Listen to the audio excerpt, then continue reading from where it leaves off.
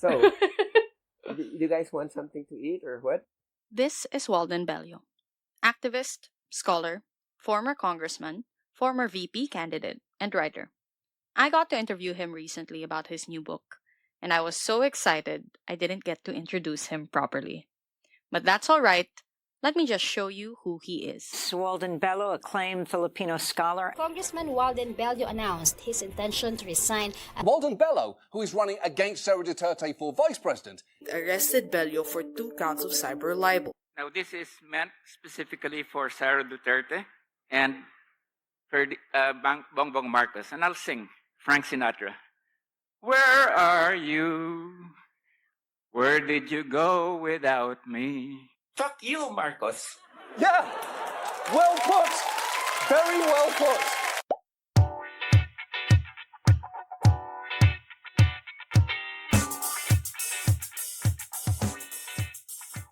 Thank you very much for welcoming me into your home and for giving me a copy of the book. I had such a fun time reading it.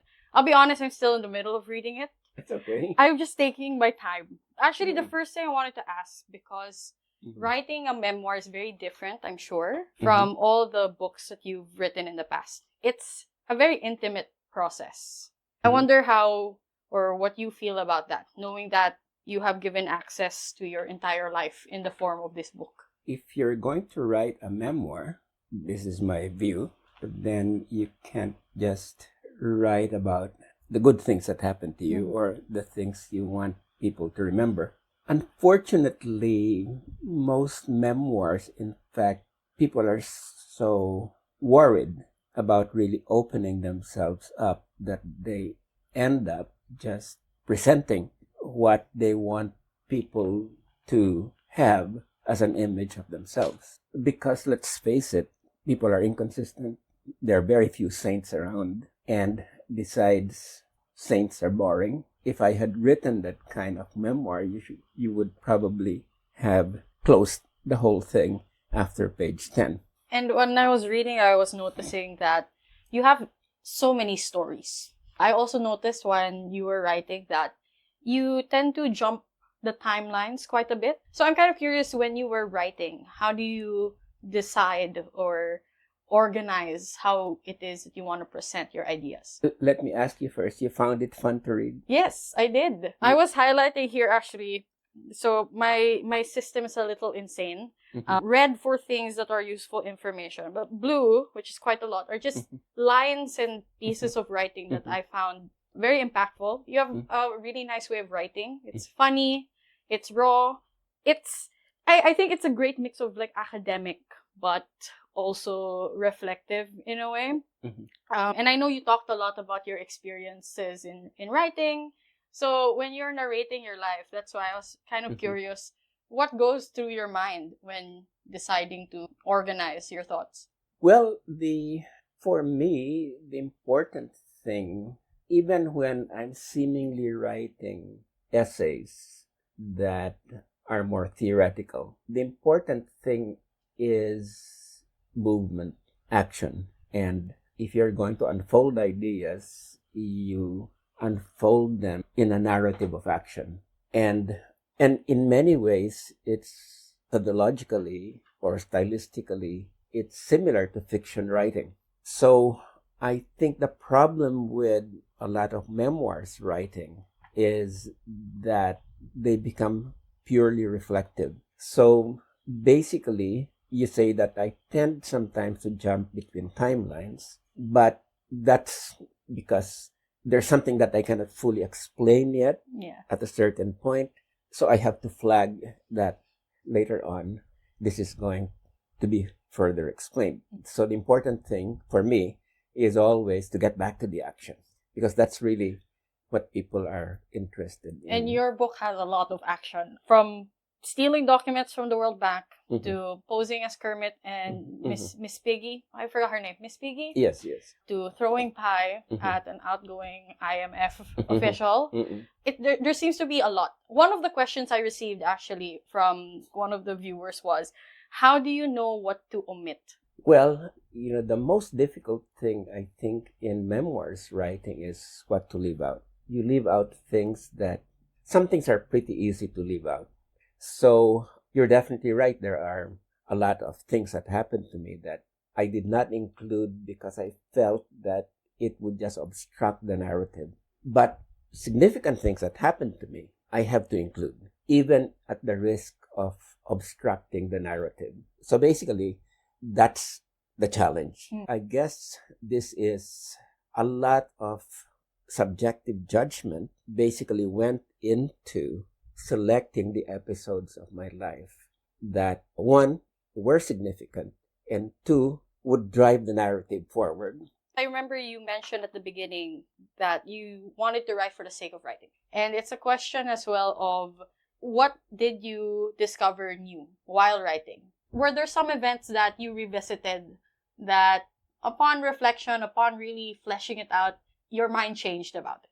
I did say here that I did not consider my life worth writing about.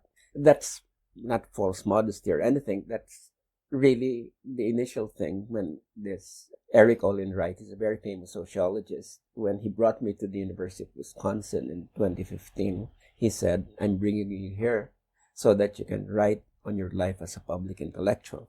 And I wrote about everything else except about my life. And I told him because I don't think it's that interesting.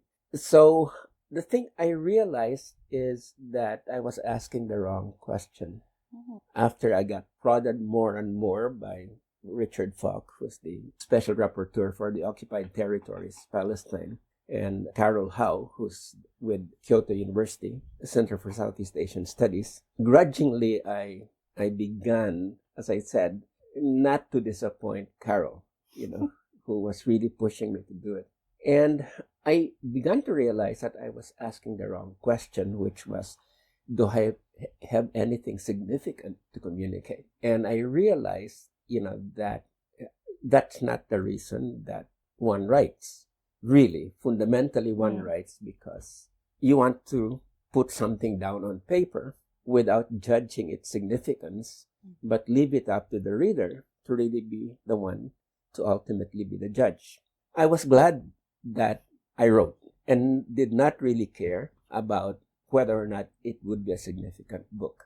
But it also answered some of the initial doubts that I had, that yes, I was part of two movements that failed, and this was part of the reason I was really hesitant to write. But I also realized as I went through my life and began writing about all the different things that happened to me, hey, there were also things that I was part of that succeeded. The anti-globalization movement, we were able to, to oppose globalization and stop it in its tracks. The anti-neoliberal movement, the movement against the U.S. empire. Now, and I was part of all of this. And so I began to see that on balance, hey, it wasn't too bad. We did not bring about a revolutionary government in the Philippines, or, hey, the Soviet Union collapsed. What did that mean for socialism? But, there were other things that we were able to do that did make a difference for people, for the achievement of justice and equality, that sort of thing. And I would not really have realized that unless I began to write. I'm really impressed by how you juggle the discussions and reflections you have on your own life, as well as, I learned so much from this book. So it's a great mix of your own life, how it interacts with everything else. So I want to dive a little bit more on the political side of things here. Sure. And I know a lot of people have submitted questions actually asking about it. For me personally, what I'm curious about is there seems to be a theme here, or at least a pattern I've noticed, where a lot of resistance movements start with a common enemy. In our case, it was Marcos, and you were very critical of the left when they chose not to participate in the final moments that led to his ousting. You've also talked about how even in the United States, when, for example, Bush was no longer in office, the movements kind of died down now that there's no common enemy. A lot of movements thrive on having some grand opponent. And when that person, because usually it's a person, they go away, it seems like the fire that motivates people dies as well. And for a lot of us, we're still fighting. And I wonder how you think we can make that clearer to people. Yeah, no, we used to joke back in the movement days or afterwards when things began to split that the old man brought us together. The old man meaning Marcos Sr. It was a joke, of course. But there was also an element of truth to it in the sense that he brought together all the bad dimensions of the system, which is fascism on the one hand, and then the whole elite capture of resources, the way that the Marcos faction of the elite coordinated with the United States to keep him there because the U.S. was interested in mainly keeping the bases in the Philippines. So he brought all of those things together.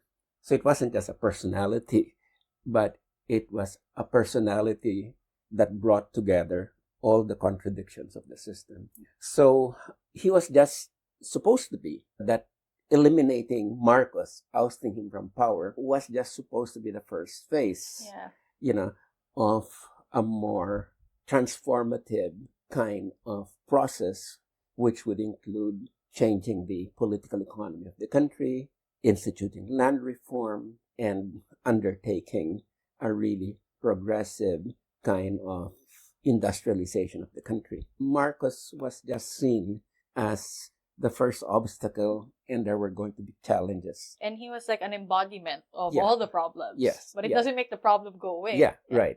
And so this has always been what has confronted movements. Yeah. On the one hand, they have to deal with the opposition to the dreams that they have. And then, but beyond that, they have to have a program of change to, in fact, transform society. And many movements, unfortunately, sometimes just end up focused on the first. Yeah. And when it comes to the second part, they leave that at the level of abstraction and ideas and aspirations rather than have concrete programs to bring those ideas down to earth. Now, in the Philippines, just to focus on the Philippines, we were not really able to get to that second phase. Yeah. And as I wrote down in the book, that the left did make a mistake of boycotting the elections, for which it has been paying for the last few decades, marginalizing itself. And the second thing that's also important there is how the United States cleverly manipulated the elite to bring about an alternative to Marcos. When Marcos was already dysfunctional for its interests, they had to create an alternative that would force Marcos to open up the system, and they would compromise. So that was the other part of it, in which, as I said, the left, which had been so creative before that, just felt that the United States would never give up on Marcos. And on the other hand, the United States, Washington, that had backed Marcos all the way, was able to adjust when it realized that Marcos could no longer hold the system together. So the irony of it is that the progressive movement was not able to adapt, but the Americans adapted. And that then created this coming period from 1986 on, in which the left became more and more and more of a marginal actor because of bad decisions that had been made. But not only bad decisions, but there were other things like the purges that I talk about. I think also that there are, even if we did recover from that blunder, I think given how much of a hold the U.S. had on our systems, either through Marcos and as we saw, when Marcos left, they found someone else that could perpetuate the ability to basically infiltrate our economy and all that. Some kind of get a little hope, or they feel hopeless about it, right? That even if they succeeded, a lot are convinced that it would have turned out the same way anyway. At least that was the sentiment I was getting when I was in college at the time. Do you feel that if that mistake was not made, things would have turned out differently? Or do you think there's some truth to what people are saying? Well, I think the first thing that I think we need to bring in here is from around 1970 on, which was what was called the first quarter storm, up till around 1983, the Aquino assassination. Basically, the left was the moving force of the resistance. Yeah. And it was seen by people as the only thing that could oppose the dictatorship because it was organized Can I underground. ask where the middle class was at this time? Because they seem to have propped up during the time where it was strategic suddenly for the US to back them up. Yeah. And even when I was reading, it did seem like it was Marcos versus the left. Yeah. What side were the people in the middle taking? Well, a lot of the middle either supported Marcos in a passive way or they were basically not taking sides. The left had a very magnetic attraction, especially to the youth, both from the lower classes as well as from the middle class, because the elites and the middle class were not offering any alternative. In those 13 years, as even the U.S. recognized, the only one offering an alternative was the left, which really scared Americans that that this is if we don't do something, the left is going to come to power. What broke that was 1983, that sense of inevitability. Aquino gets assassinated, that jolts the middle class. And then the weak elite opposition begins to realize that, hey, we now have a base. Yeah. We're no longer just having to kowtow to the left. We're not just the tail of the left at this point, but we now have the middle class. That carried on until the elections of February, up to the EDSA uprising. So the point, I guess, that we're making is up till 70 to 83, the left was pretty much calling the shots. 83 to 86, it became a more complex situation.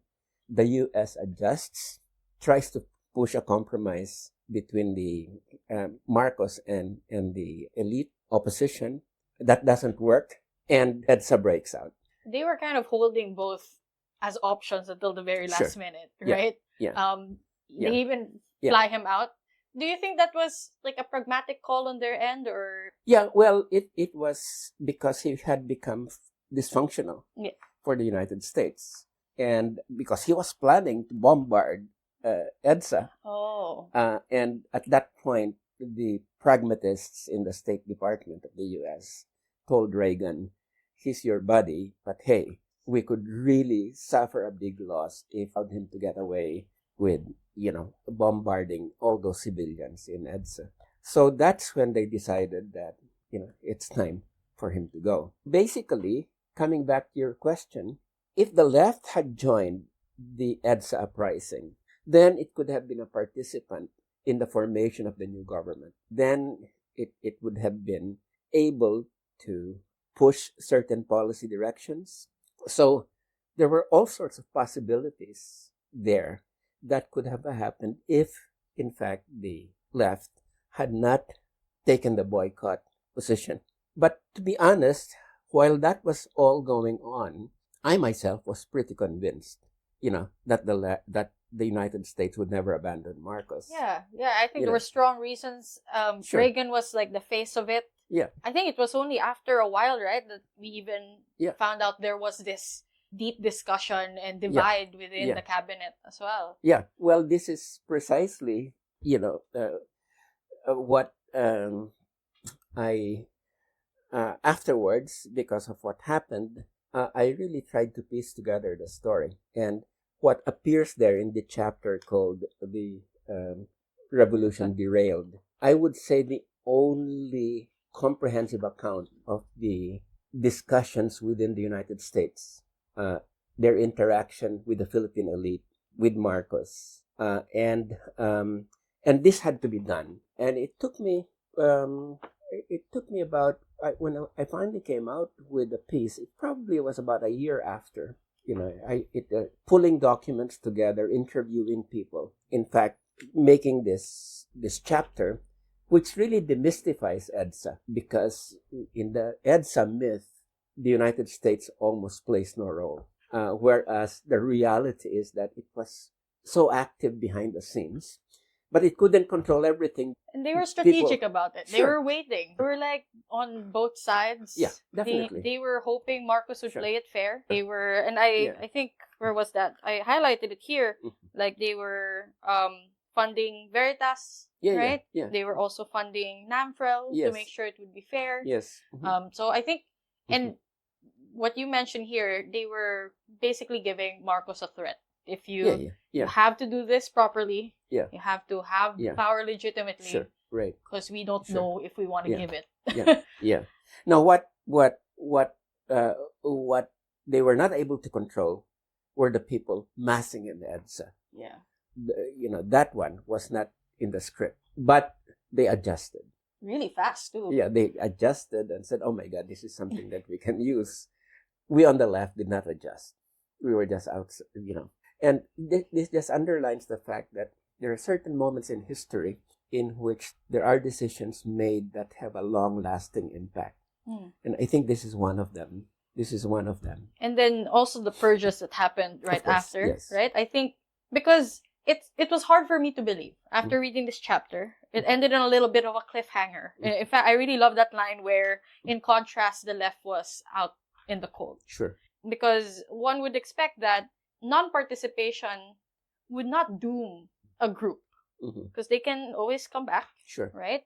But coupled with all the internal conflicts that the left was facing at the time, you also, like you and alongside other people, started having doubts on like how things were being run and how strict Sure. things were. Yeah.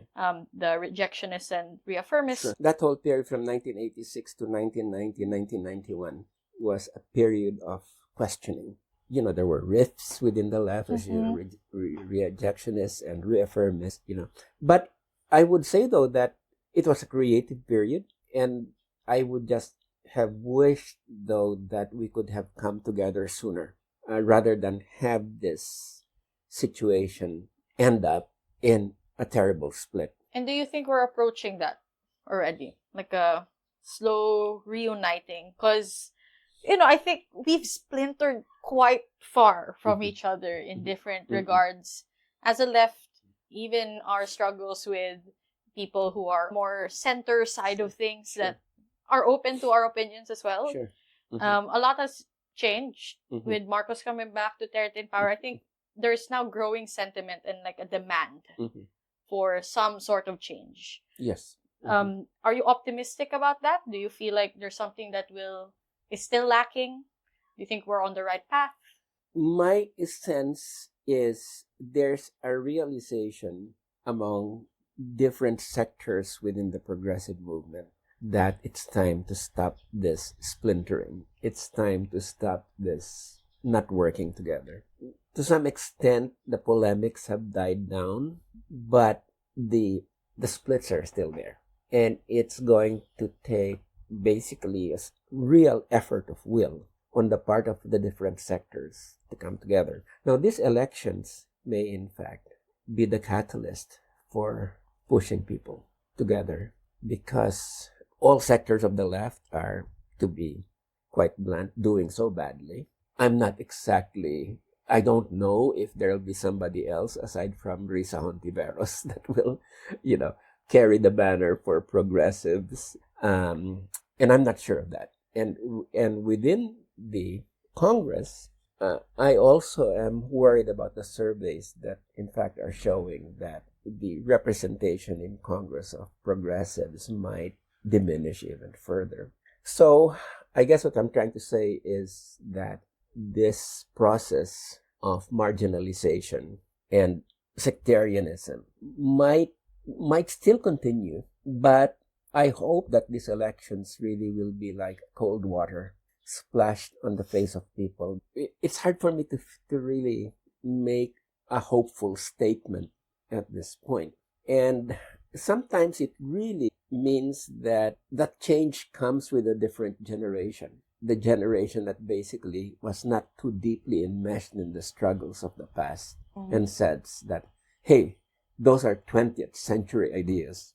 We're now in the 21st century, and we have to bring our analysis to meet the challenges of the 21st century. and not be always, tied up with strategies and tactics of classical class warfare that characterized the 20th century.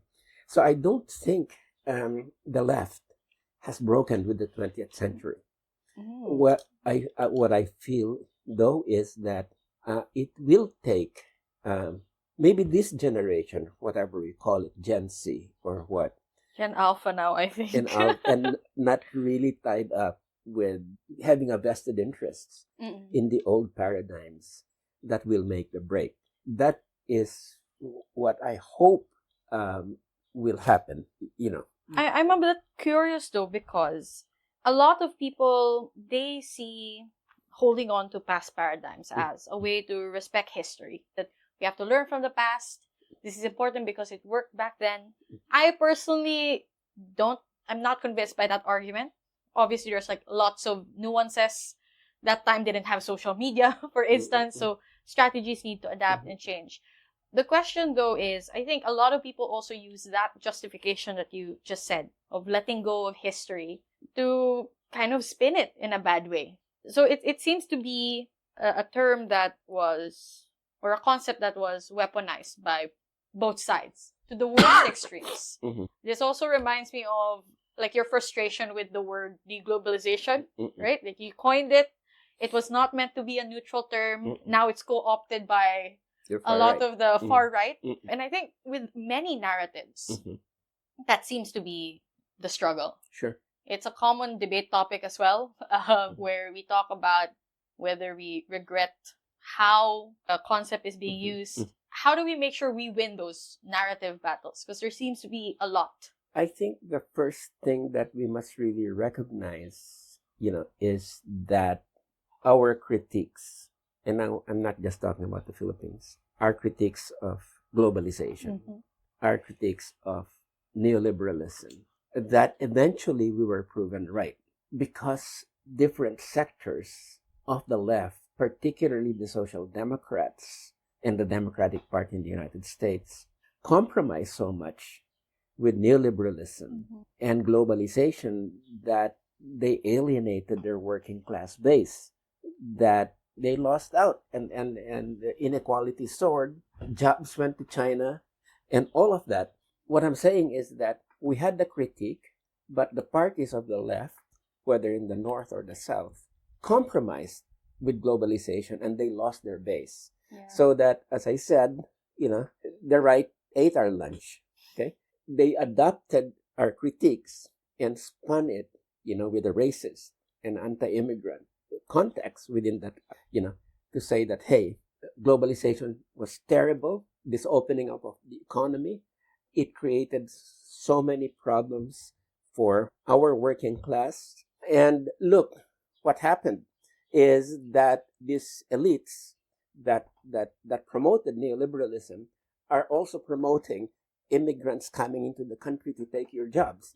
So basically, they took the critique of neoliberalism, but put that within a racist, chauvinist context. Yeah. And then it appealed to many of the people that they had lost.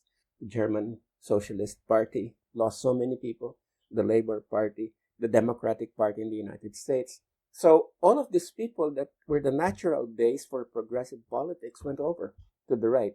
So it's like they seeped in with the narrative, right? And then pulled them. So I think the first thing that we must recognize is that, in fact, this is where we're at, where the right was able to use our critique and also use the fact that the parties of the left compromised with neoliberalism in order to create a formidable movement of the right.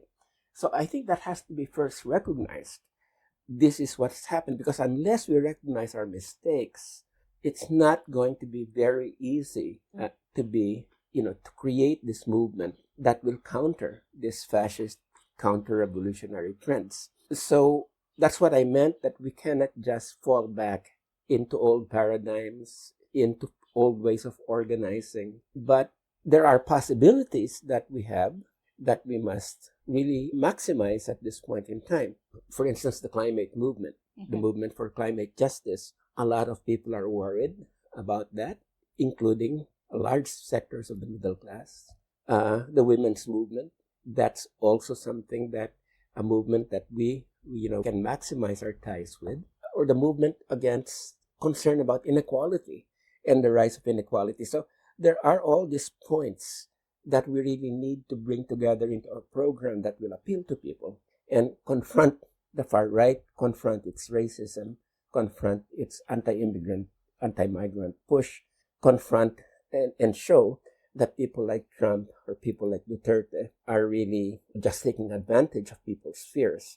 Now, that's a tall order, but but it's got to be done. Unless we take it seriously and we're able to experiment with all sorts of things, whether it's street action, parliamentary action, or mass actions taking place, unless we're able to move in several ways at the same time, we could lose this battle.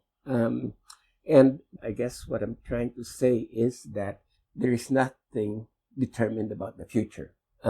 Sure, in the 20th century, fascism lost, but in the 21st century, it could win.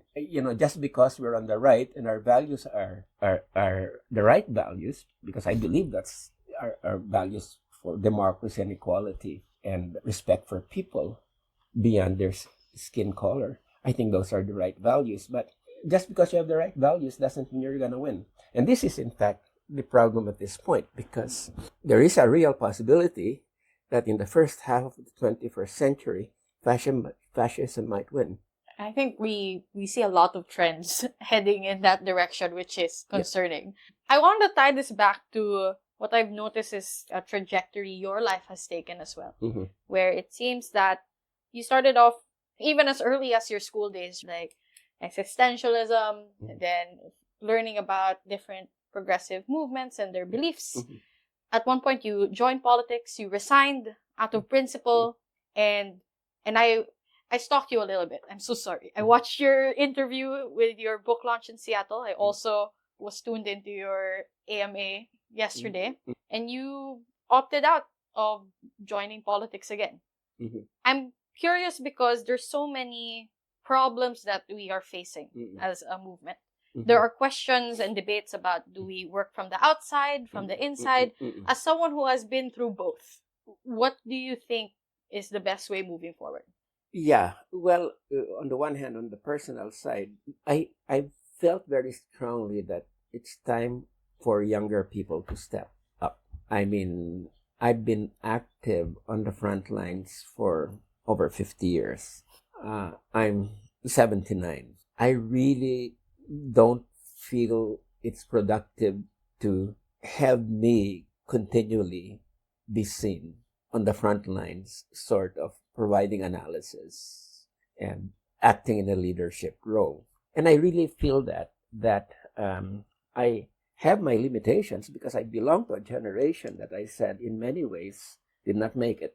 And I really feel that we have lessons that we learned, but can we have a younger generation of people, in fact, be the ones to take the lead, get these lessons from us, but spin those lessons in more innovative and creative ways. And that's basically the reason that I did not, people were asking, why didn't you run again? And I said, no, this is, as far as I'm concerned, it's counterproductive for me to continue to be on the front lines. I think youthful energy and dynamism is what is needed at this point.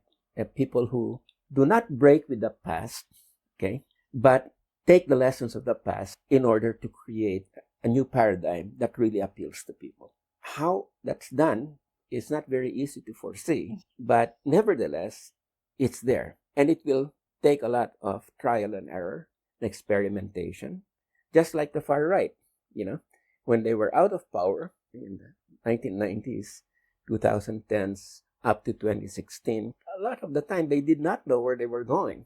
But that was politics for them. They finally were able to get it together in ways that horrify us. Okay, but and I think that's the kind of process we need to undergo too. So there is a chance, even if our role model is not the best, they are proving that we can do it. Yeah.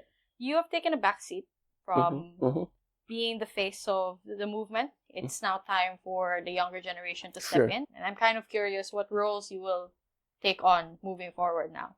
Well, first of all, it finally dawned on me that a great part of the reason that I was writing this memoir, was that younger people could take the memoir and see what they could get from it in terms of what lessons they can derive that will enable them not to repeat the mistakes that my generation did.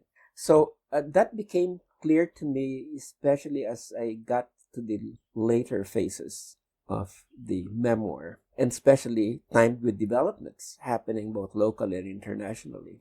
This is the best thing that I can do at this point in time, is consolidate my thoughts, my experience, and my, into this memoir, and then throw it out there and see if it's worth it, or will, as I said in the beginning, throw it out. Some people can just throw it out, and some people might just say, "Oh my God, this speaks to us." So that's one thing. The second thing is, in the future, what am I planning to do? I'm not exactly sure yet, but I want more people to begin to do the stuff that I've been doing, which is that to always come up with analysis of current events, because that's, for 50 years, that's what I've been doing. Whenever there's a new development, I try to write about it wherever and I am. you've coined so many concepts already just because of your sheer curiosity. So deglobalization, you talked about imperial overreach. It's very inspiring to see just how curiosity can lead you forward. In debate, which is my main platform here, a lot of us feel bad, I think. And there seems to be, we are aligned with the left, majority of us. A lot of us have taken different actions. What advice can you give debaters who feel bad or feel that their interest in analyzing and breaking down concepts, they feel like it's not enough? Yeah, that's a very important question. My sense about this is it's mainly the priority of action. Because I know that thinking about things can lead to depression and paralysis. True. And if you're within that intellectual realm where you deal with ideas, oftentimes it's not easy to say, I won't get depressed. For me, there has always been this priority of action, that Gramsci had this saying, which was pessimism of the intellect and optimism of the will. And so for me, that has always been a guiding point, in the sense that I go into action and then see where it leads. Like jumping into that blockade of the Institute of Defense Analysis. At that point, you just say, screw it.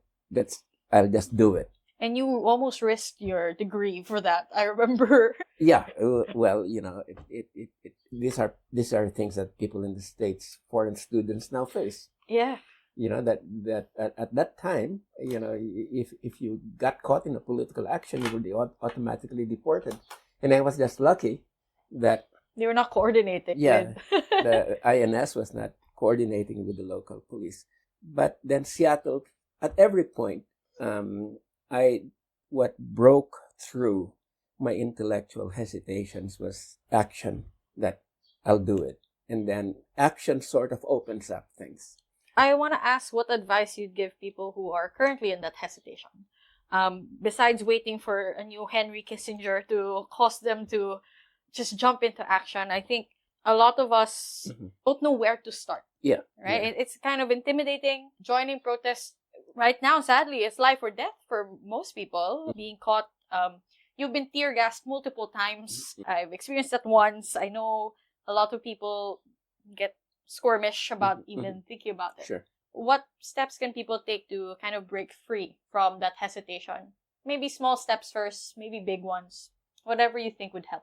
Well, I think you just don't go into action for action's sake. You have to choose. Are there causes that are more important for me to participate in and take a direct action rather than others. Mm. So, and then the group that you're with, are these people that are people you're working with, people you can trust, and you have enough ties that you can say, okay, guys, this is something that we need to do because it's really important, and we're all united that it's really important to do. So I would say that you have to discuss it with people. What are these problems? What should we do? If we're going to do something, what kind of action are we going to do? So informed action basically is what I would say is very important. Now, right now, there are various ways that we can take advantage of the situation. The elections and the electoral campaigns are moving. How can we intervene in this process, to ask ourselves, so that we get beyond just a fight of dynasties and use the elections to be able to push people to understand what really are the basic problems of the country. The other thing that I think is fairly clear is, how do we intervene at the mass level beyond just the elections in this fight between the Marcoses and the Dutertes, in which both are trying to really manipulate people? Can there be a third force that you form with other people, other youth, for instance, that can basically say, let's stop this polarization by shifting the debate to issues, by shifting the debate to policies? And then there's things we can do about foreign policy issues, like the US-China thing. How do we push the current debates to reflect the possibility, or to take on the possibility, that this is an opportunity for the country to take a more independent foreign policy stance? So I'm just saying that there are opportunities that present themselves, but how we take advantage of those opportunities is really something that one deals with, not just individually, but collectively, with people that you trust. Sometimes things just turn up that unfreeze the situation. And sometimes it just means that there's a lot of trial and error involved. But we should be able to take that risk, because before you succeed in opening a door, sometimes, there are about 20 doors that could not be opened. But then what is youth all about but taking risks? People in my generation were on the way out, like we've taken the risks, we succeeded in some, we failed in others. But precisely, I think youth has always been, especially the 20s to 40s generation, that's always been sociologically, that's the source of change. Once you hit 50, psychologically, biologically, people tend to shrink. Yeah. I don't think that's true. You were quite active during that timeline. Oh, well, yeah, but I had already. You've taken your risks. You've taken your risks. You're now congenitally a radical up to the end. But you know what I'm trying to say. It's not just a slogan that that youth is the source of change, and that's why I'm taking the stand that I'm taking at this point, that I don't want to be in the front lines anymore. It's time for other people to be on the front lines. And maybe that's my challenge to people like you, the debating society, is how are you going to step into the front lines? And to be honest, I'm quite confident that people will step up, because nature hates a vacuum. Sooner or later, you're going to have people step into that vacuum. But it better be the right people, because if it's the wrong people, and you allow those people to be the ones who step into the vacuum, then it's going to create even worse situation than today. So I'm not sure if you are hopeful or not so hopeful. I think it's like anything goes. It just has to be the right people. Let me put it this way. I am cautiously hopeful, but at the same time, I'm not deterministic. I'm going to write that down. I like it. Cautiously hopeful. That is my vibe as well. Yeah. So you have our book launch on April 26th. Yes. Can you tell us a bit more about that so that people who are interested can stop by? Yeah, it's going to be at the Asian Center. It's the Toyota building at the University of the Philippines. The book will be launched in a program that will take place from 2 to 5 p.m. And the sure speakers are former Senator Laila de Lima, Princess Nemenso, who's the very cherished activist, Richard Haydarian, formerly of the UP Debating Society, Ronald Llamas, who's a controversial figure. And we're still waiting for confirmation from Senator Risa Hontiveros because she's supposed to attend a conference in India. But if that conference doesn't pull through, and it might not pull through, then she'll be at the event. There will be a merienda served, and there will be a book signing, and the book will be sold at 15% off the listed price. So there's no charge. People can come, and they'll be very welcome. And we hope to have an exchange of ideas during the question and answer. I noticed that you never asked me any personal questions. Well, No, you did kind of. I want them to read. I want them to read the book. I mean, there are a few. No, we don't need to do Like, I'm curious. Anyway, I've gotta get carried away, and we're gonna start a whole new interview. No. All right, thank you very much. Okay. I had so much fun. I'm sure everyone would have learned a lot. I learned a lot. I'm learning already so much from reading this. It's just, I see books as like a conversation. Mm-hmm. I'm really happy that I get to have this first one, and then one where I get to clarify a lot of my thoughts with you. So thank you. Sure. Thank you. Thank you. Okay. Thank you. Yay.